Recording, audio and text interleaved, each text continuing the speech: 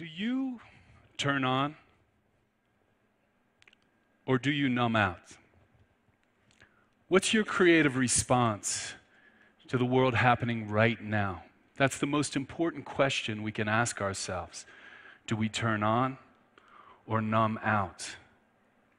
Your creative response is the difference between a life well lived and a disempowered existence. And it all happens now.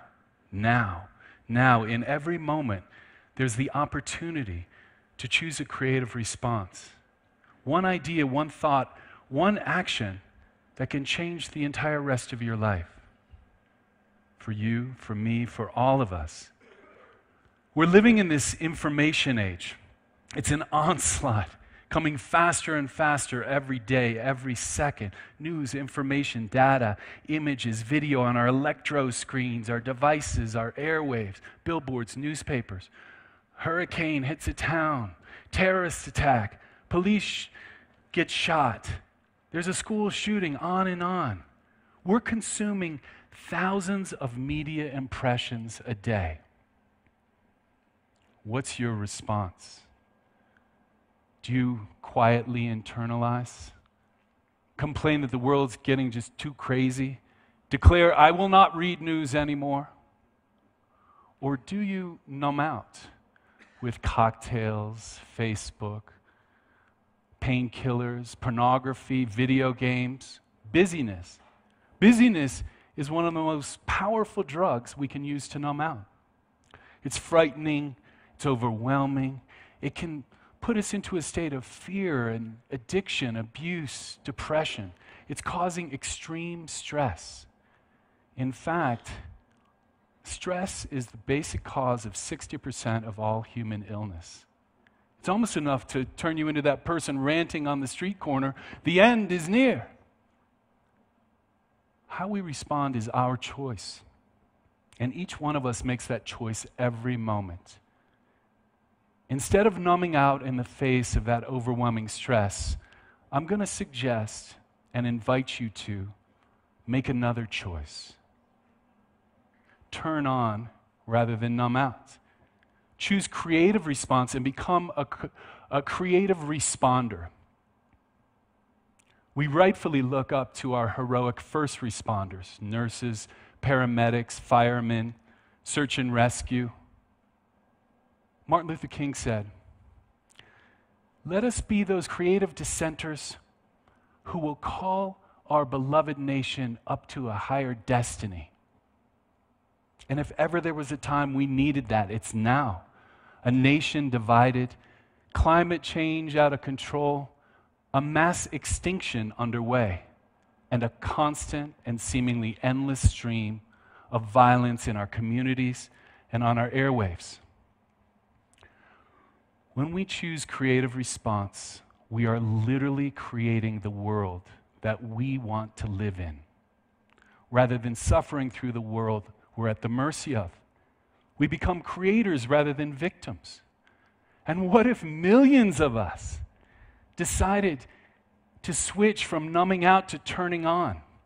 The creative electricity would power a revolution, our evolution.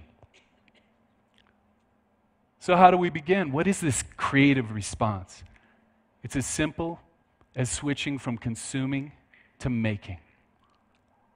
Turn off the TV, stop surfing the web, write a poem, take a photograph, arrange the pillows on your bed into a heart for your lover when they come home. Breathe into your heart. Figure out what turns you on. Remember what it is to play. And just begin. It doesn't have to be a Picasso or a Da Vinci. And if you really want to know, just hang out with a young child for 3 minutes. Children are in a constant state of creative response. Many of us, at an early age, if we're not the best at drawing, writing, singing, dancing, music, we make this decision that we're just not creative. Can you relate? I can. That's for those other kids, you know, the ones with talent. But we're all creative. And our greatest untapped natural resource is our collective creativity. My mom used to say, we're all just sculpting life, shaping it to our ideas, dreams, and visions. We're all artists, and everyone's life is a work of art. And the benefits of creativity are well documented: reduce stress, anxiety, depression, improve medical outcomes. In fact, there are studies where participants doing writing exercises, it actually improve the cells in their immune system. So it's not just about how we feel, it actually makes our bodies work better. When I was in college, I saw this. And I was compelled to, quote unquote, save the earth. In reality, it's us that need saving. Our industrialization has put us on a collision course with ecosystem collapse. Our life support system is threatened by our out-of-control concept of progress and growth. Looking around, sort of feeling a little bit disempowered, but really wanting to make a difference, an idea came to me in one moment that would later come to define my career. In the early 90s, you may remember, helicopter footage of car chases were all the rage.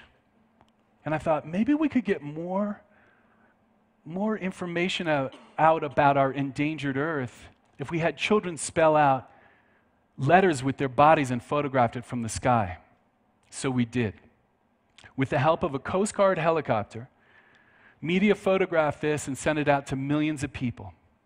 And what started as a simple message became a phenomenon that took me all over the world. From sea ice in the Arctic, to icebergs in Antarctica, to even creating a Da Vinci. Remote Amazonian villages, working with tribes. Hundreds of thousands of people participated in these indigenous tribes, children, families, all sending out a message for our highest ideals: freedom, peace, social justice, human rights, the protection of our forests, oceans, animals, our natural world. These visuals have been seen by more than 1 billion people through news coverage and social media.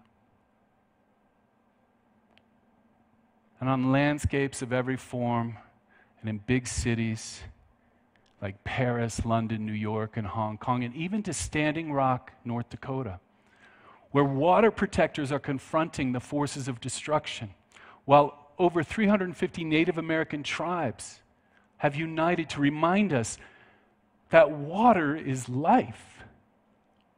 This was my creative response, my lifeline that kept me from that street corner rant.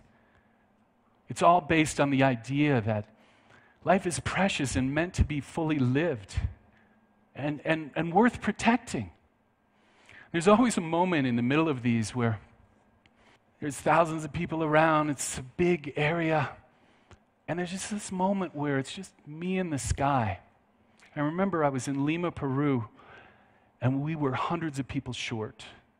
And it's a horrible feeling when you have a huge crowd looking at you like, why are you not taking the photo?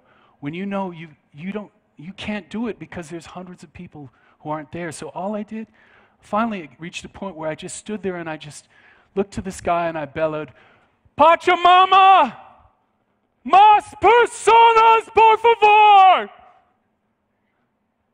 Mother Earth, more people to help, please. Over and over again, louder and louder. I just bellowed. And soon, there were a couple curious families who came from way down the beach. And then hundreds came. And these families who had come to swim with their children and play on the beach were now embodying a message in support of indigenous rights to save forests and combat climate change. When you are in the process of creation, you become more fully alive. And it takes courage. The root word for courage is kur, which means heart. And it also takes hard work, perseverance, tenacity. It's allowed me to travel the world and fulfill my childhood dreams. I challenge you to become creative responders. Become courageously creative. Make that your personal revolution.